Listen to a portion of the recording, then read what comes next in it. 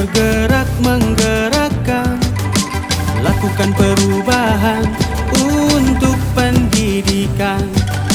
Perjuangan di atas kertas dan ujung pena, merubah peradaban lebih baik dan bermakna. Suadi Suryaningrat, pahlawan pendidikan, pemikirannya hebat dengan 3 semboyan. Ingat sosung tulodo, hikmat dia mangun kaso, tutpuri handayani, filosofi yang mumpuni. Ibu bapak guru hebat, ayo teruslah bersemangat untuk belajar sepanjang hayat. Respect, salam hormat guru hebat. Tergerak, bergerak, ini saatnya. Tergerak, bergerak, ayo semua. Tergerak, bergerak, ini saatnya. Tergerak, bergerak, guru semua. Tergerak bergerak calon guru penggerak, lanjutkan perjuangan Ki Hajar Dewantara. Guru bergerak di seluruh Nusantara, lakukan perubahan dengan aksi yang nyata. Di depan beri teladan, majukan pendidikan. Di tengah beri semangat selaras dengan kodrat. Di belakang beri dukungan. Yo, teruskan perjuangan.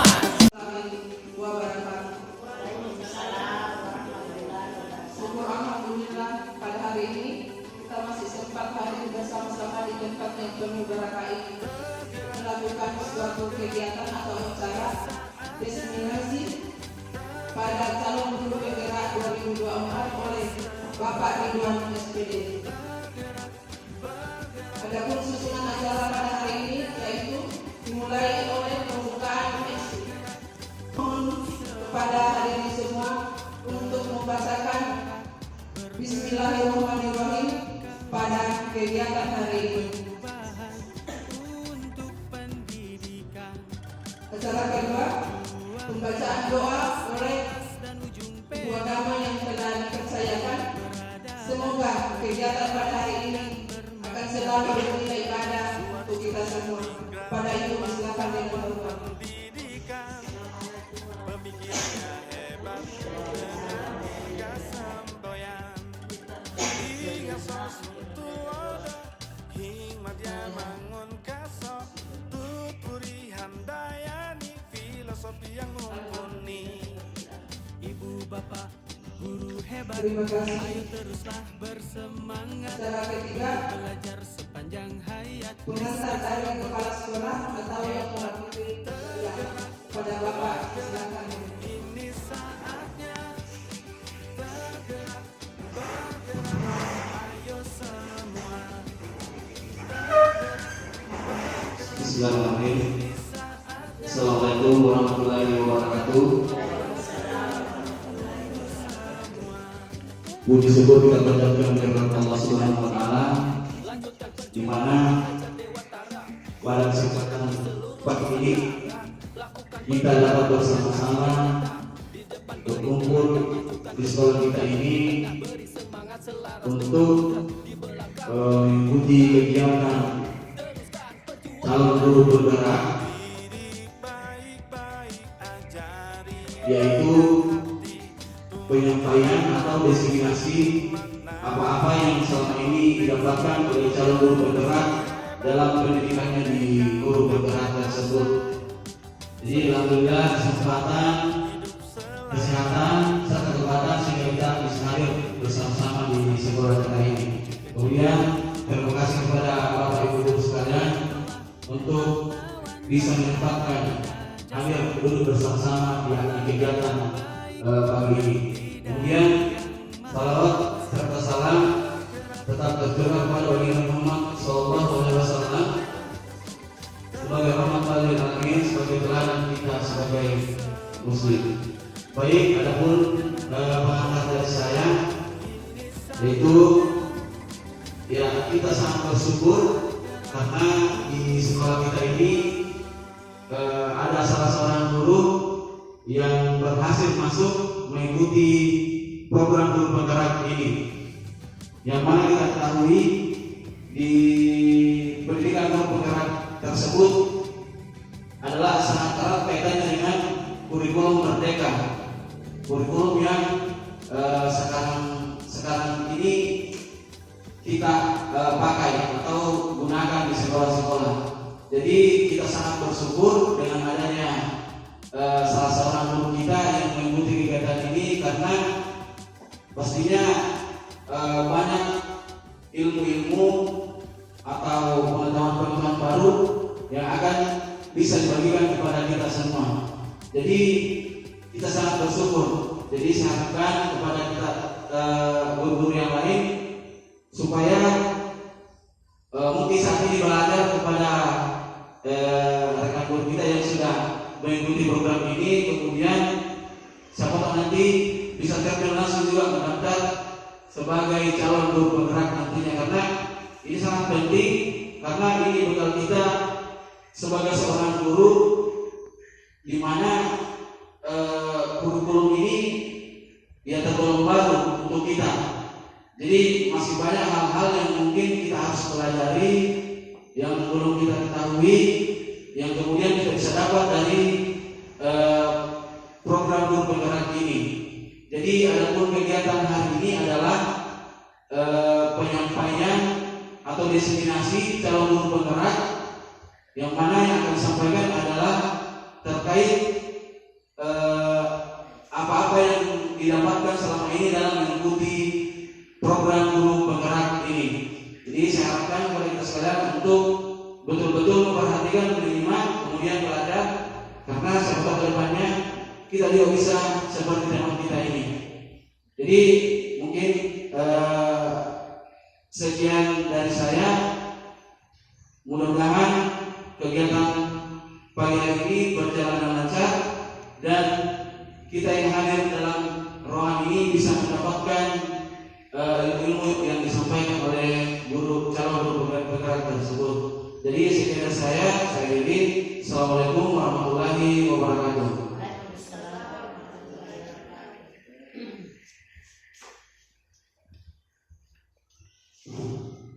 Terima kasih kepada Bapak Kapolsek.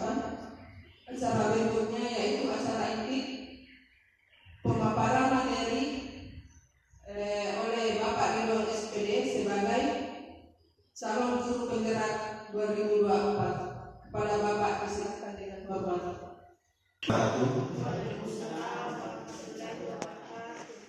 Terima kasih telah diberikan kesempatan untuk memaparkan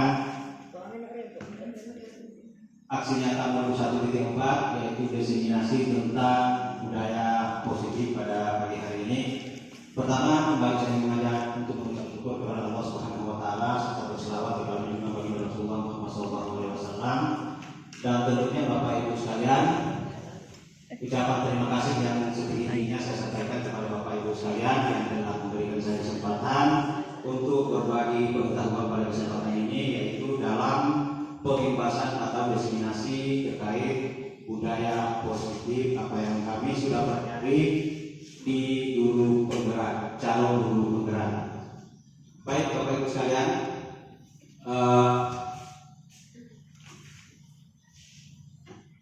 nah di kesempatan ini kembali bahwa saya akan berbagi pemahaman dan pengalaman mengenai penerapan konsep-konsep budaya positif di sekolah. Nah, tadi saya dengarkan untuk mengobati kejenuhan kita pada pagi hari ini, terlebih dahulu saya minta kepada Bapak Ibu sekalian untuk berdiri dulu sebelum kita mulai materi. Ya, oke. Nah, sudah, karena materi kita hari ini positif, jadi kita awali dengan hal-hal yang positif, kegiatan yang positif, menyebarkan perasaan kita, pikiran kita untuk mengarah ke hal-hal yang positif. Jadi setelah Bapak Ibu sekalian semuanya berdiri, saya minta untuk saling berhadapan dulu. Berhadapan dulu. Iya. Iya. Oke. Saling berhadapan dulu. Ya, ini sebelum senyum sudah senyum ini saya ingin mengajak Bapak Ibu sekalian sebelum materi dimulai untuk senyum selama 30 menit. Ini bahkan ada yang kelihatan ininya senyum. Senyum saja. Ya, untuk mengobati kejenuhan kita atau lebih menambah semangat kita pada pagi hari ini, kita awali dengan perasaan yang positif, aura yang positif, dengan memberikan senyum selama 30 detik. Oke.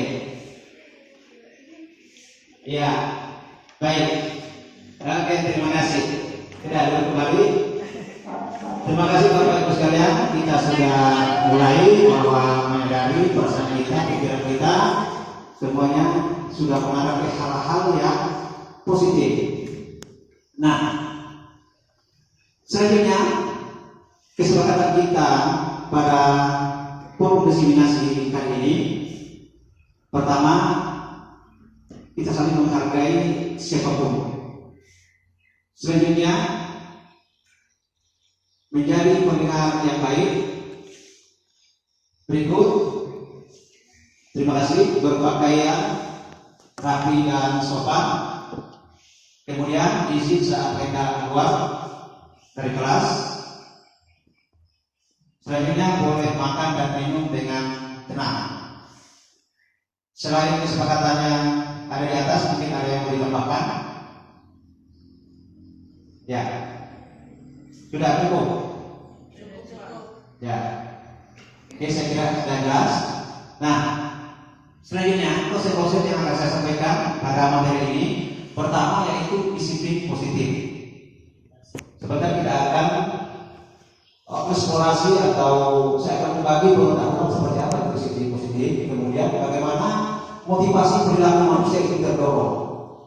Itu akan saya jelaskan sebentar juga. Bagaimana motivasi itu terjadi pada manusia baik sejak dari dalam maupun motivasi itu dari luar. Kemudian ada keyakinan keras untuk membangun disiplin positif itu. Selanjutnya materi berikutnya kebutuhan dasar manusia. Apa saja kebutuhan dasar kita sebagai manusia? Nah, kelima, posisi kontrol restitusi atau posisi kontrol guru. Dan keenam, yaitu segitiga restitusi.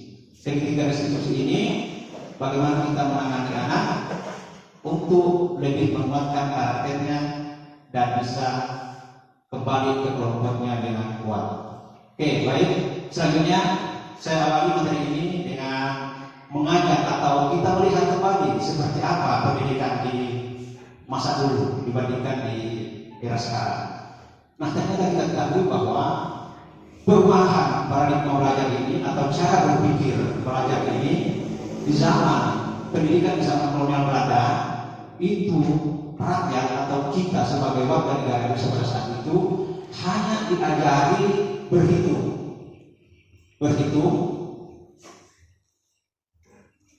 kemudian membaca, menulis seadanya untuk kepentingan mereka penjajah pada saat itu. Nah, bagaimana dengan sekarang? Kita bandingkan pendidikan dengan cara berpikir baru, melihat ke depan, berinovasi, yaitu pendidikan berpusat pada murid untuk mencapai kebahagiaan lahir dan batin yang setinggi-tingginya.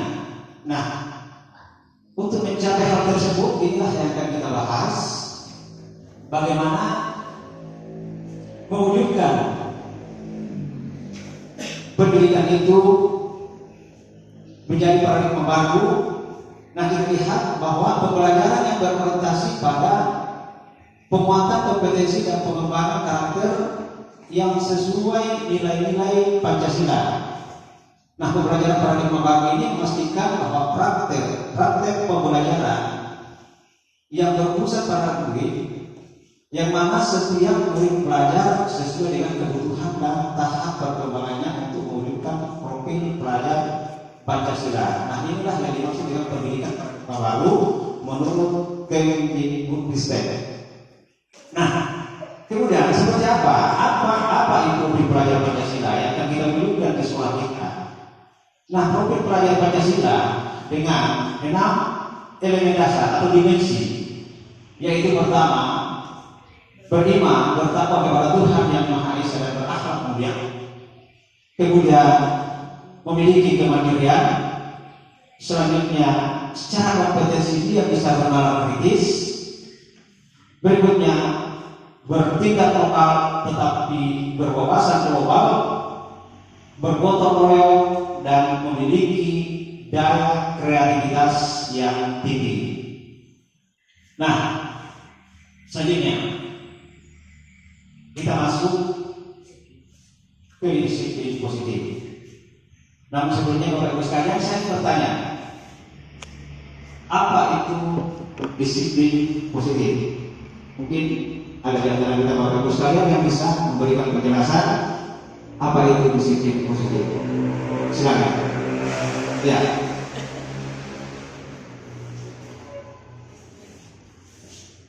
Terima kasih atas kesempatannya.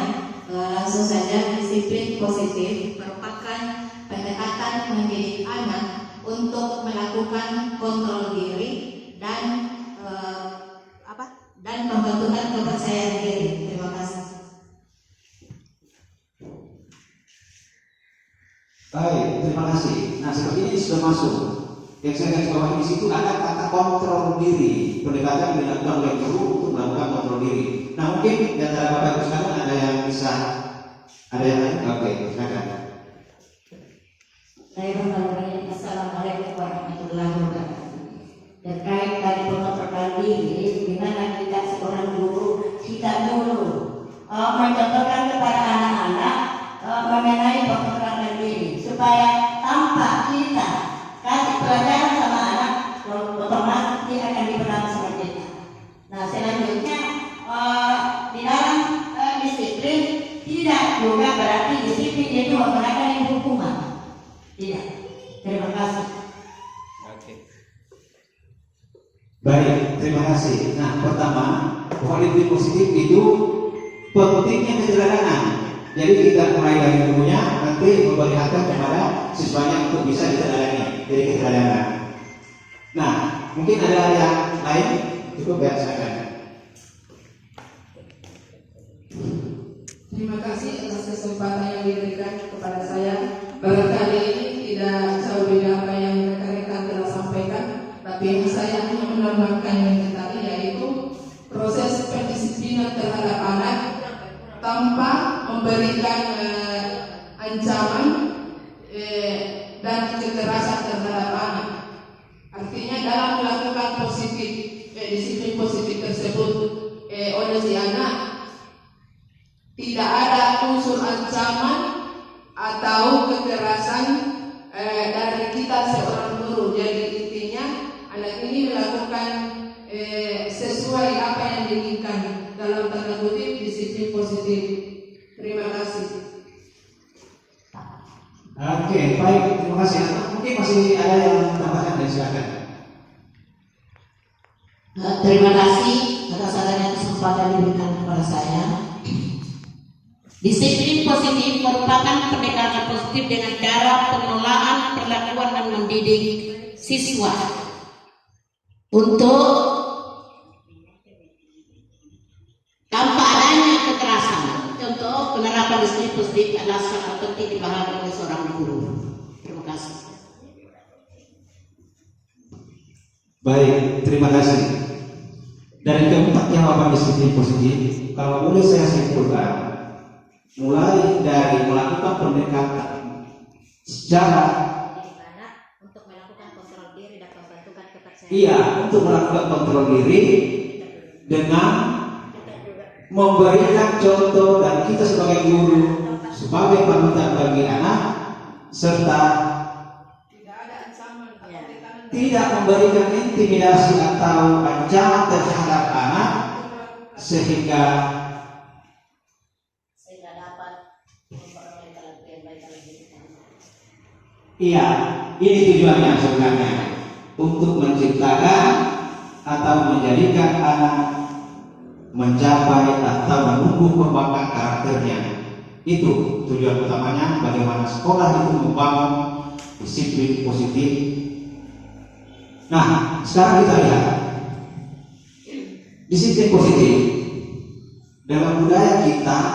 Makna kata disiplin ini dimaknai menjadi sesuatu yang dilakukan seseorang pada orang lain untuk mendapatkan kepatuhan. Nanti kita lihat seperti anak itu melakukan budaya, seperti apa anak ini melakukan kebiasaan-kebiasaan itu menjadi budaya. Karena tahapan mulai dari kebiasaan kemudian menjadi sebuah tradisi, tradisi itu yang menjadi budaya, dan ketika adat itu dimasukkan maka menjadilah sebuah peradaban. Nah, sebatas yang kita ingin bangun di sekolah ini, yang ingin kita tanamkan adalah bagaimana membangun budaya positif dimulai dari disiplin positif. Nah, kita lihat sebagai pendidik, tujuan kita adalah untuk menciptakan anak-anak yang memiliki disiplin diri, sehingga mereka bisa berperilaku dengan mengacu pada nilai-nilai kebajikan universal secara umum dan memiliki motivasi intrinsik, bukan ekstrinsik. Seperti yang disampaikan tadi, yang tujuan utamanya untuk membentuk karakteristik anak, bukan pengaruh karena dari luar, dorongan dari luar, tetapi bagaimana anak-anak ini menciptakan satu budaya dari dalam dirinya. Maiteropo tidak harus disuruh, tetapi dengan panggilan hatinya nescaya kemajuan, sehingga sampah itu harus diambil dan dibuang pada tempatnya. Nah, selanjutnya, disiplin positif ini merupakan salah satu cara penerapan disiplin yang bertujuan untuk menumbuhkan kesadaran anak untuk melakukan sesuatu tanpa hadiah. Nah, ini yang sebentar kita kembangkan seperti apa.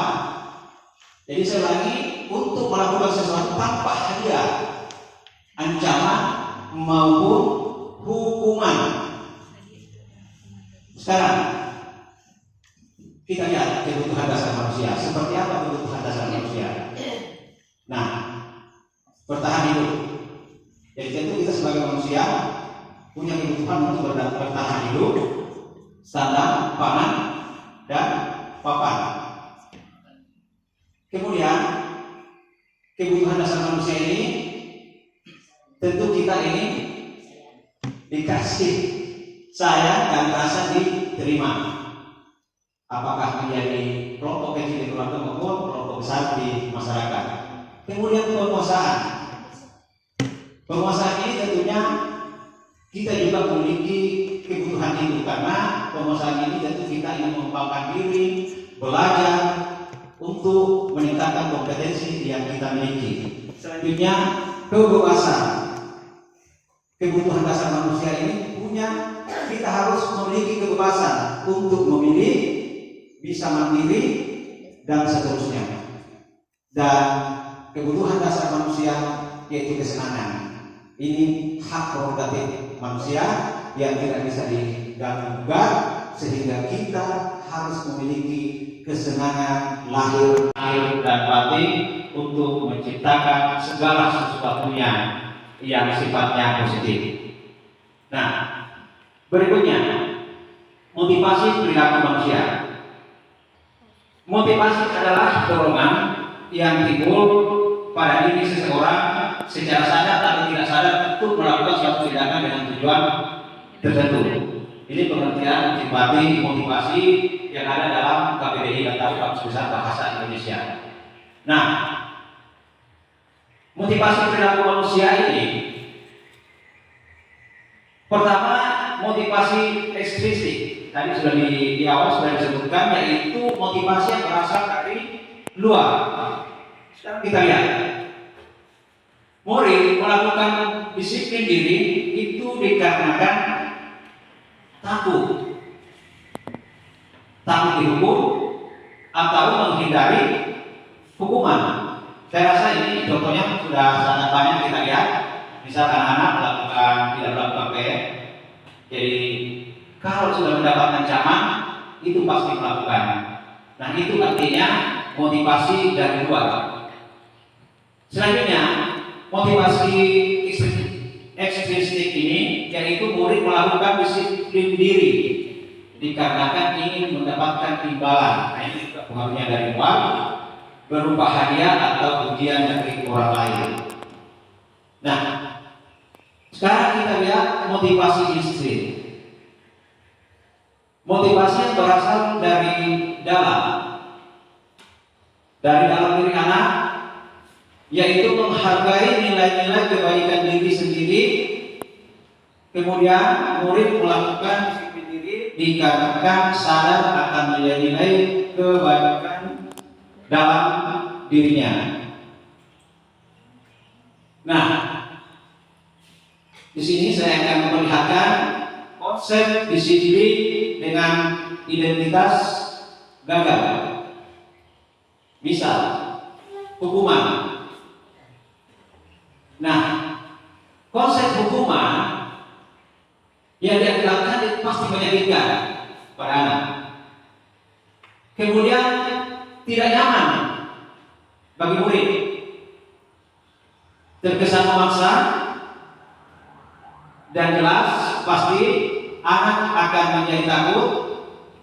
Kemudian murid menyembunyikan kesalahannya, tidak terbuka, dan murid akan menjadi rendah diri, bahkan tidak percaya diri, sehingga dampak emosional yang ditimbulkan itu sangat luar biasa. Nah, selain hukuman, ada penghargaan atau hadiah. Apa yang diakibatkan ketika melakukan penghargaan atau hadiah dalam konsep ini? Pertama, tidak efektif. Tidak efektif sebagaimana sekarang itu sudah dianjurkan mengapresiasi anak, memberikan hadiah setiap pencapaian misal dalam proses pembelajaran itu sudah dilarang. Nah, selanjutnya merusak hubungan sifat diri. Coba kita bayangkan, dua anak dikasih hadiah yang berbeda, misal kita diberikan 10.000, satunya lagi kita kasih 20.000. Yang menerima 10.000 tidak merasa puas. Padahal uang yang dia pegang 10.000 tidak berkurang jumlahnya. Tetapi inilah salah satu dampak buruk yang ditimbulkan ketika penghargaan atau hadiah itu diberlakukan kepada anak.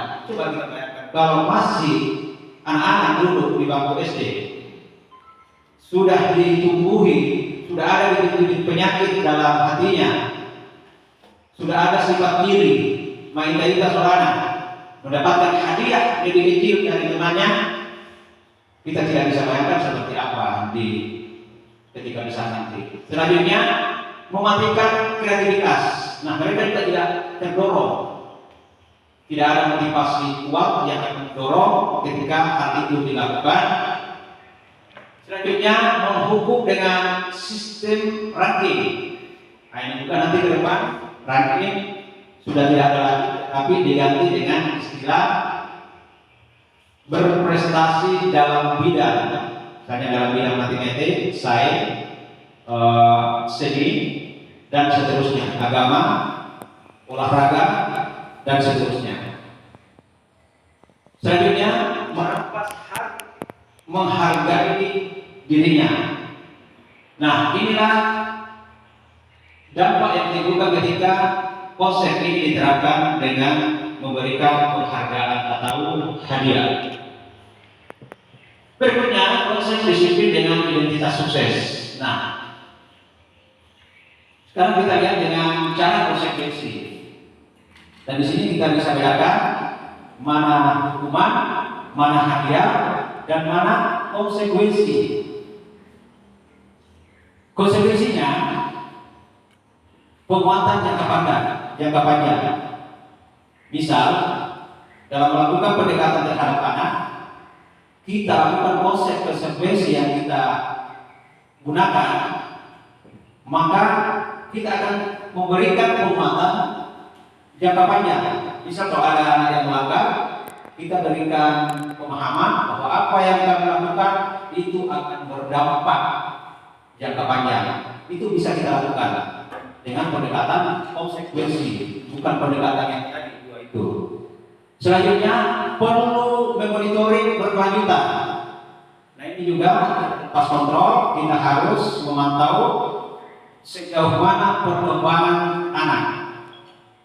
Nah, stimulusnya juga serta responnya ketika konsekuensi ini dilakukan sehingga murid menghormati peraturan yang kita sepakati dalam kelas. Nah, ini juga sudah dihilangkan berupa peraturan, tetapi dibuat dalam bentuk dengan bukan juga kesepakatan, tetapi apa? Sebentar, mungkin ada materinya sebentar.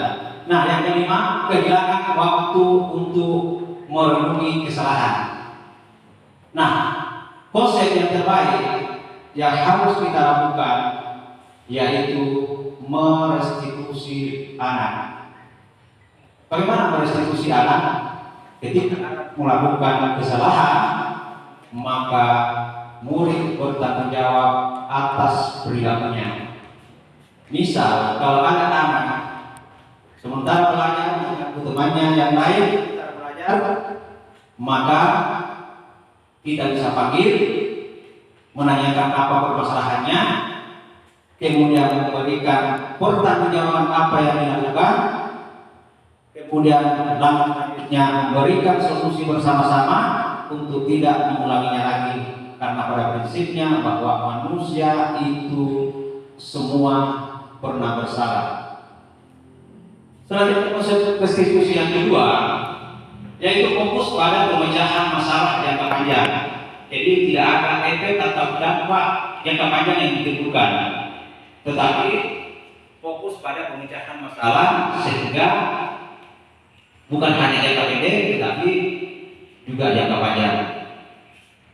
Selanjutnya, murid menghormati dirinya dan orang lain. Berikut teori kontrol dirinya. Nah, ini sebentar juga akan kita perdalam seperti apa teori kontrol yang kita gunakan kepada anak, dan murid bersemangat memperbaiki kesalahannya. Dari pendekatan restitusi yang kita bisa gunakan ini, maka murid itu akan bersemangat untuk memperbaiki kesalahannya dan tidak mengulanginya. Karena di situ kita akan membicarakan seperti apa jalan keluarnya untuk membalikkan kelompoknya dengan memuatkan karakternya. Nah, kita lihat konsep disiplin dengan pendekatan restitusi. Yang dimaksud di sini adalah sebuah cara bagaimana menanamkan disiplin pada murid. Tadi sudah disebutkan apa itu restitusi. Restitusi adalah sebuah proses untuk menciptakan kondisi bagi murid yang tujuan memperbaiki kesalahan mereka sehingga mereka bisa kembali pada kelompok mereka dengan karakter yang lebih kuat. Itu yang dimaksud dengan restitusi. Nah, adapun ciri-ciri restitusi, pertama, menguatkan dan fokus pada solusi. Selanjutnya, ciri-ciri yang kedua yaitu fokus pada karakter, bukan pada tindakan. Yang ketiga, ciri-ciri restitusi bukan menebus kesalahan, namun belajar memperbaiki kesalahan, belajar dari kesalahan tersebut. Dan keempat, mencari kebutuhan dasar yang mendasari tindakan. Apa yang membuat kelas melakukan itu, sehingga kita mencari kebutuhan dasar yang mendasari tindakannya. Kemudian tawaran, kita menawarkan solusi. Kalau itu bisa dilakukan, solusi itu yang kita gunakan. Tidak memaksakan, tidak menekankan bahwa harus dengan cara ini kita lakukan sehingga anak itu tidak mengulangi kesalahannya. Kemudian memperbaiki hubungan. Nah, ini yang penting antara anak dengan anak dengan murid, itu hubungan harus selalu terbangun. Dan yang terakhir, menuntut untuk melihat ke dalam diri. Jadi mungkin sekarang lebih dikenal dengan istilah introspeksi. Jadi anak menuntut untuk melihat ke dalam dirinya. Oke. Kita lanjut. Perbedaan contoh kasus murid terlambat datang ke sekolah. Contoh kasus murid terlambat datang ke sekolah, misal kalau konsep atau pendekatan hukuman yang kita gunakan, murid disuruh berdiri di depan kelas selama 15 menit. Kemudian guru marah-marah terhadap murid sehingga murid menjadi takut. Berikutnya juga murid disuruh menulis, saya tidak akan mengulangi terlambat tadi sebanyak 100 kali. Nah, inilah bentuk-bentuk hukuman, konsep-konsep yang dilakukan ketika kita menghukum anak. Tadi dampak yang ditimbulkan sudah dijelaskan akan seperti apa. Nah, sehingga ketika konsep kedua kita gunakan dengan pendekatan konsekuensi, di mana guru memberikan konsekuensi untuk tetap berada di kelas selama jam istirahat berlangsung. Itu konsekuensi. Dan guru tegas dan siswa menghormati peraturan. Jadi tentu ada perbedaan hukuman dengan konsekuensi di sini. Dampak yang ditimbulkan pasti berbeda. Nah, konsep apa yang harus kita terapkan? Yang harus kita gunakan untuk menangani anak supaya kembali bisa memperkuat karakternya, yaitu dengan merestitusi. Merestitusi anak, yaitu bagaimana guru menanyakan keyakinan kelas. Jadi mungkin di restitusi ini harus sudah ada keyakinan kelas.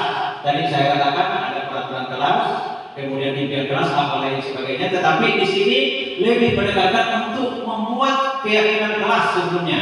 Kita harus sepakati antara guru dengan siswa, membuat kesepakatan untuk membuat keyakinan kelas.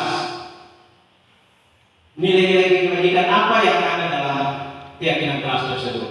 Nah, guru menanyakan keyakinan kelas dan dirinya, kemudian guru membantu siswa menyelesaikan masalahnya ketika pendekatan restitusi yang dilakukan. Seperti contoh tadi sudah disebutkan bahwa bagaimana upaya-upaya guru membantu siswa dapat menyelesaikan masalahnya, dan guru terbuka dan siswa menghormati dirinya dan orang lain. Nah, itulah konsep dengan menggunakan pendekatan restitusi. Oke, saya kira sampai di sini dulu, atau mungkin ada yang ditanyakan terkait materi apa yang saya sampaikan tadi. Ya, silakan.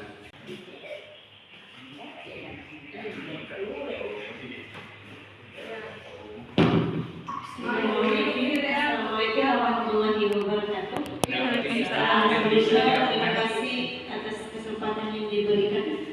Langsung saja, adapun pertanyaan saya mengenai disiplin positif sesuai dengan pemaparan Bapak tadi pada materi yang Bapak sampaikan tadi. Di sini ada penjelasan tentang motivasi ekstrinsik, yang dimana motivasi ekstrinsik ini adalah motivasi yang berasal dari luar. Contohnya, murid melakukan disiplin diri dikarenakan ingin mendapatkan imbalan atau hadiah atau pujian dari gurunya atau dari orang lain. Kedua, murid melakukan disiplin diri karena takut akan dihukum oleh gurunya tersebut. Nah, pertanyaan saya di sini, Pak, adakah atau bagaimana menentukan karakter disiplin positif anak tanpa adanya kekerasan atau ancaman atau memberikan gift atau hadiah dari gurunya tersebut? Terima kasih. Oke, baik. Luar biasa, pertanyaan menarik. Dari tadi disebutkan bahwa motivasi ekstrinsik itu jelas bahwa nalur dari luar, bukan atas dasar panggilan hatinya melakukan sesuatu. Nah, pertanyaannya kemudian, apakah ada cara yang bisa kita lakukan supaya anak ini bisa melakukan motivasi itu dari dalam dirinya, bisa melakukan sesuatu dari dorongan hatinya.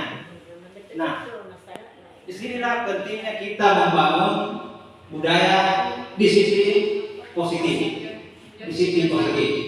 Tadi sudah disebutkan bahwa pertama tentu kita sebagai seorang guru selalu menjadi panutan, contoh, uswah, teladan bagi anak-anak kita. Nah, sehingga hal itu ketika sering dilakukan dan terlihat kepada anak, karena anak itu identik dengan cara mereka mencontoh. Anak punya kebiasaan mencontoh. Jadi ketika melihat gurunya ataupun orang tuanya di rumah selalu melakukan hal-hal yang sifatnya positif, itu akan dicontoh. Tidak harus mendapatkan apa iming-iming lalu melakukan sesuatu. Nah, itu sebenarnya makanya sebenarnya kita sudah krisis itu. Apa kita tidak temukan lagi sekarang orang melakukan sesuatu tidak dengan motivasi ekstrinsi itu. Nah, pertanyaannya tadi sebenarnya tanggung jawab kita. Mohon maaf tapi Bapak Ibu, sebenarnya tanggung jawab bersama.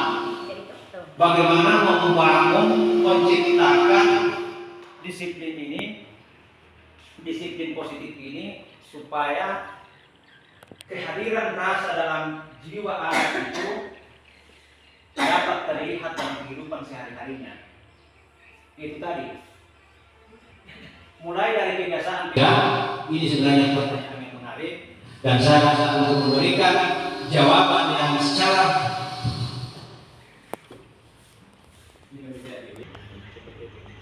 memberikan jawaban secara spesifik. Saya rasa kita semua sudah memahami ini bagaimana supaya anak ini memiliki panggilan atau dorongan melakukan sesuatu hal yang baik tanpa mengharapkan sesuatu di bawah maupun iming-iming di bawah sana.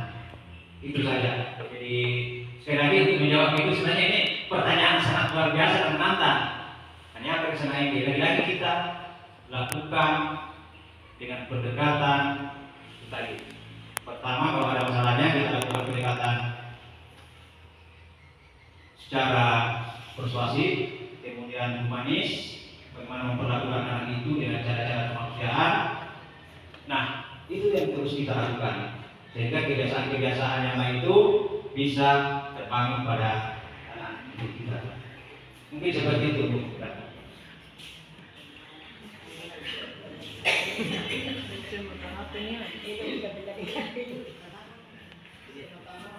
Assalamualaikum warahmatullahi wabarakatuh. Terima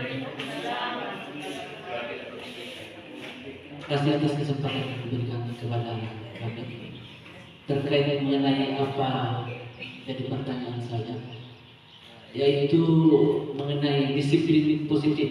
Ketika kita berbicara mengenai disiplin positif, tentu kita tahu juga akan ada disiplin negatif. Ketika kita berbicara mengenai disiplin negatif, tentu disiplin negatif inilah yang harus kita hindari di satuan pendidikan kita, di mana kita dapat agar selalu dapat menumbuhkan karakter peserta didik kita agar lebih baik daripada apa yang menjadi kebiasaan buruk mereka di setiap mereka melakukan kegiatan-kegiatan negatif yang berhubungan dengan apa yang ada di kelasnya. Terkait mengenai itu, mengenai pendekatan emosional, di luar dari pendekatan emosional yang akan kita berikan kepada peserta didik, untuk tanpa memberikan hukuman kepada peserta didik, strategi apa yang dapat kita berikan kepada peserta didik, ataupun kiat-kiat apa yang dapat kita berikan untuk dapat memberikan motivasi kepada peserta didik di luar dari pendekatan emosional yang kita berikan, tanpa memberikan hukuman kepada peserta didik, agar peserta didik dapat lebih termotivasi lagi dalam mengikuti setiap pembelajaran. Sebagaimana pemaparan yang disampaikan tadi, bahwa sudah ada larangan memberikan penghargaan ataupun awards kepada peserta didik agar peserta didik lebih termotivasi dalam mengikuti pembelajaran. Dan ini berseberangan dengan apa yang dilakukan oleh kurikulum-kurikulum sebelumnya, bahkan perankingan saja untuk disiplin positif itu sudah dilarang di kurikulum Merdeka ini. Jadi pertanyaan saya tadi, kiat-kiat apa yang dapat kita berikan ataupun metode ataupun strategi apa yang dapat kita berikan di luar dari pendekatan emosional yang kita berikan kepada peserta itu? Saya kira seperti itu Pak. Terima kasih. Assalamualaikum warahmatullahi wabarakatuh.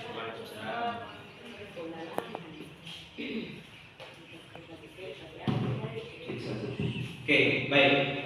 Terima kasih atas pertanyaan itu. Sebenarnya pendekatan itu sudah jelas. Pendekatannya jelas. Konsepnya seperti yang kita lihat di atas. Mungkin yang pernah kita lakukan selama ini adalah hukuman, kemudian lebih meningkat lagi, lebih baik lagi, masuk pada tahap konsekuensi, dan sekarang muncul istilah restitusi. Jadi saya kira untuk melakukan pendekatan terhadap anak seperti yang disampaikan tadi, baik secara emosional maupun bagaimana meningkatkan karakteristik anak itu, yaitu menggunakan konsep atau pendekatan restitusi. Nah, cuma mungkin pertanyaannya, bagaimana melakukan pendekatan terhadap anak dengan cara restitusi? Secara jelas tadi saya sudah sampaikan, mungkin belum secara jelas tadi saya sampaikan, tapi di akhir materi ini saya akan memperlihatkan satu segitiga, namanya segitiga restitusi. Saya kira untuk menjawab pertanyaan itu di akhir materi, bagaimana seorang guru membangun karakteristik anak dengan melakukan pendekatan restitusi. Saya kira kesempatan ini nanti akan terjawab. Langkah-langkah apa yang dilakukan oleh guru untuk mewujudkan pendekatan restitusi tadi? Saya rasa itu. Istirahat dulu, saja. Kita lanjut materi. Saya minta Bapak Ibu sekalian untuk berdiri sejenak, kita stretching. 5, 4, 5, 4,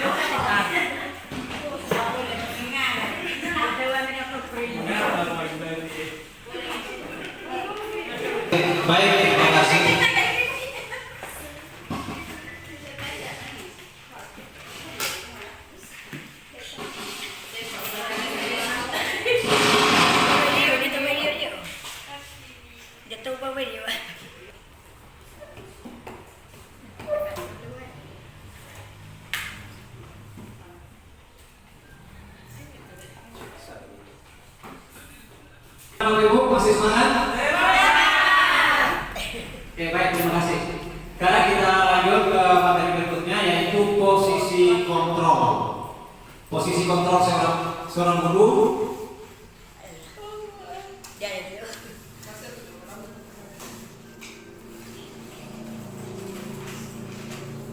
Nah, ada 5 posisi kontrol seorang guru. Pertama yaitu penghukum, kedua pembuat rasa bersalah, kemudian posisi kontrol seorang guru sebagai teman, selanjutnya sebagai pemantau, dan yang terakhir posisi kontrol seorang guru sebagai manajer. Nah, sekarang kita lihat contoh penerapan 5 posisi kontrol. Contoh kasus di sini, saya ambil murid tidak memakai atribut lengkap saat upacara bendera. Pertama, posisi kontrol sebagai penghubung yaitu mematuhi aturan sekolah lalu berdiri di barisan lain. Jadi pendekatan yang dilakukan itu sebagai penghubung dengan cara tetap mematuhi aturan lalu berdiri di barisan lain. Kemudian posisi kontrol yang kedua yaitu membuat rasa bersalah dengan cara beberapa kali Bapak bilang sama kamu, Bapak kecewa sama kamu. Nah, itu yang disampaikan seorang guru kepada anak yang tidak memakai atribut lengkap pada saat upacara bendera. Nah, posisi kontrol yang berikutnya yaitu guru sebagai teman. Maka yang dilakukan mengajak anak dengan cara mengatakan, ayolah yang tertib, buat Bapak Ibu guru bangga. Kali ini tidak apa-apa kamu bersalah. Nah, selanjutnya posisi kontrol yang berikutnya yaitu memantau. Maka guru melakukan dengan cara memberikan pemahaman kepada anak bahwa kamu sudah melanggar apa peraturan sekolah kita dan apa konsekuensinya. Nah, posisi kontrol yang terbaik bagi seorang guru yaitu manajer, di mana seorang guru melakukan pendekatan persuasi terhadap murid dengan cara menanyakan kepada murid yaitu apakah kamu tahu bahwa kesalahan yang kamu lakukan, kira-kira bagaimana cara kamu akan memperbaiki kesalahan kamu ini. Nah, dengan posisi kontrol yang dilakukan oleh guru, maka harus didasari dengan adanya keyakinan kelas. Nah, inilah salah satu tugas utama untuk membangun disiplin positif di sekolah. Keyakinan kelas, kenapa keyakinan kelas? Bukan peraturan kelas. Mungkin ada yang bisa memberikan tanggapan. Kenapa keyakinan kelas? Kenapa tidak peraturan kelas atau tata tertib kelas? Ya, jadi mungkin saya langsung saja.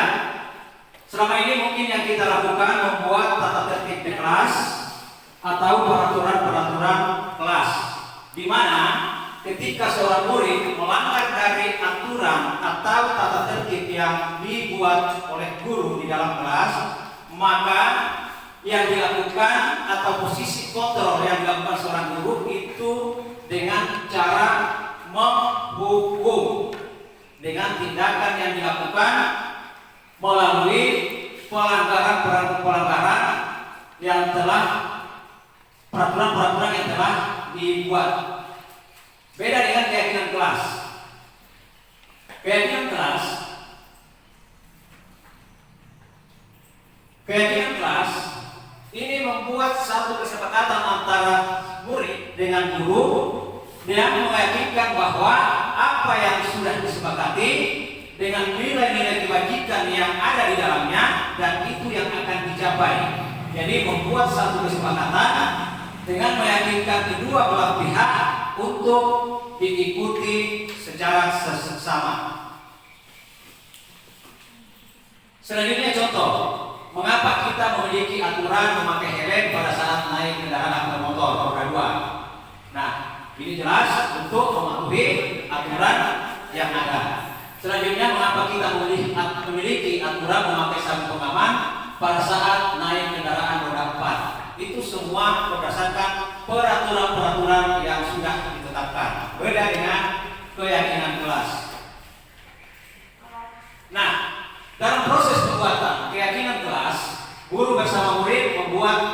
keyakinan kelas di kelas masing-masing, yaitu dengan tahap pertama melakukan diskusi tentang peraturan kelas. Apa saja peraturan yang sudah disepakati. Kemudian merumuskan tentang peraturan kelas. Apa rumusan-rumusan sesuai yang diharapkan siswa bersama dengan guru, itu yang dirumuskan. Selanjutnya peraturan kelas menjadi keyakinan kelas.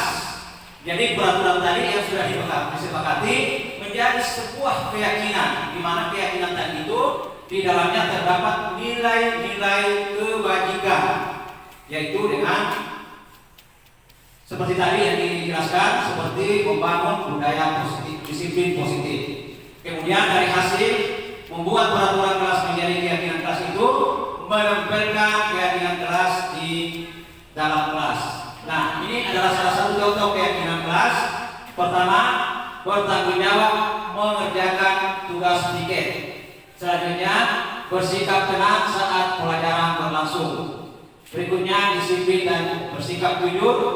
Kemudian, bersikap sopan dan menghormati guru, saling tolong-menolong, hidup rukun dengan teman.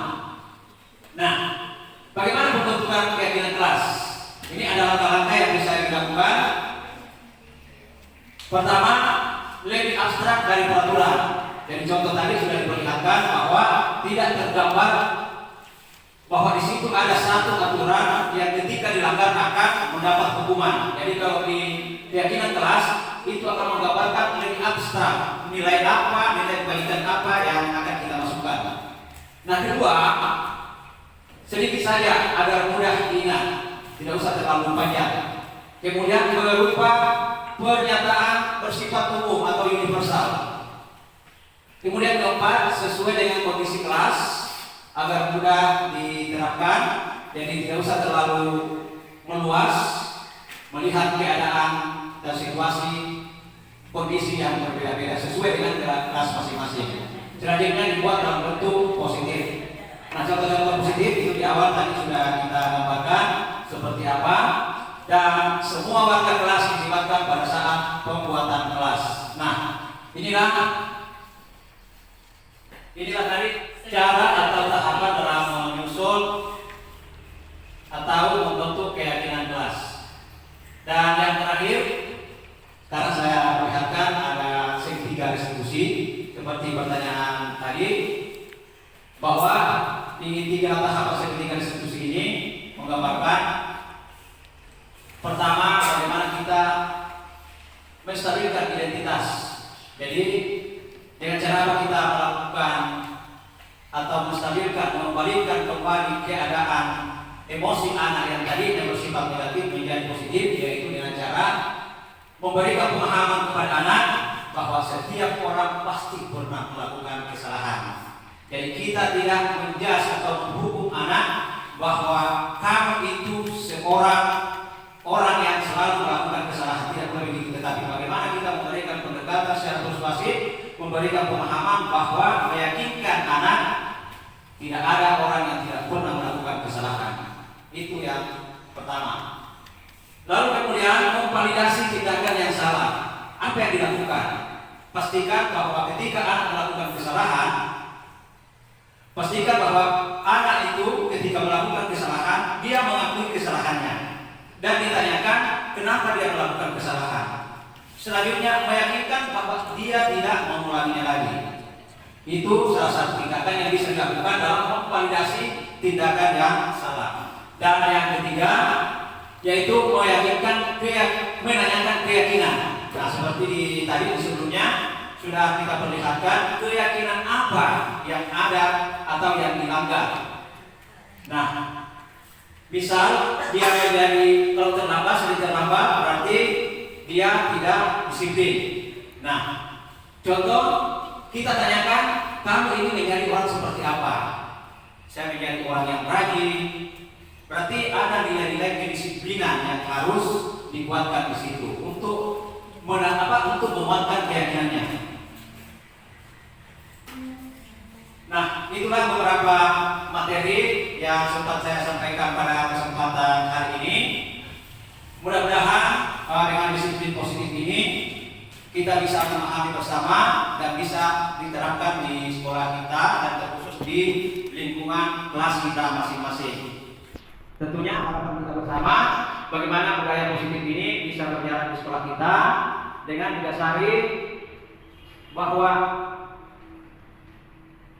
disiplin positif adalah fondasi utama untuk membangun budaya positif dengan cara mulai dari kelas masing-masing membuat keyakinan kelas dengan memasukkan nilai kebajikan yang ada di dalamnya. Mungkin itu yang saya sampaikan, dan terakhir saya sampaikan bahwa tujuan mulai dari penerapan disiplin positif ini adalah agar terbentuk murid-murid yang berkarakter, disiplin, santun, jujur, peduli, bertanggung jawab, dan merupakan pembelajar sepanjang hayat sesuai dengan standar kompetensi lulusan yang diharapkan di satuan pendidikan masing-masing.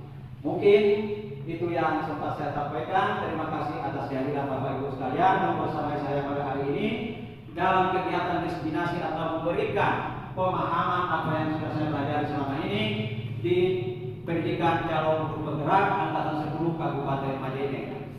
Sekali lagi terima kasih saya sampaikan kepada Bapak Ibu sekalian. Mohon maaf atas segala kekurangan dan saya akhiri. Assalamualaikum warahmatullahi wabarakatuh. Waalaikumsalam warahmatullahi wabarakatuh.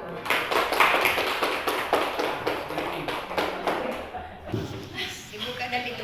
Demikianlah tadi pemaparan guru penggerak angkatan 2024. Sekali lagi aplaus untuk Bapak kita. Terima kasih. Demikianlah acara kita pada hari ini, yaitu acara atau kegiatan diseminasi calon guru penggerak oleh Bapak Ridwan SPD. Ya, insya Allah kelanjutannya akan lebih jelas lagi. Kita doakan sama-sama. Dengan selesainya seluruh rangkaian acara pada hari ini, maka marilah kita bersama-sama mengucapkan hamdalah untuk mengakhiri kegiatan kita pada hari ini. Semoga apa yang kita lakukan semuanya selalu mendapat nilai ibadah di sisinya. Amin. Amin. Untuk itu kami akhiri. Wassalamualaikum warahmatullahi wabarakatuh.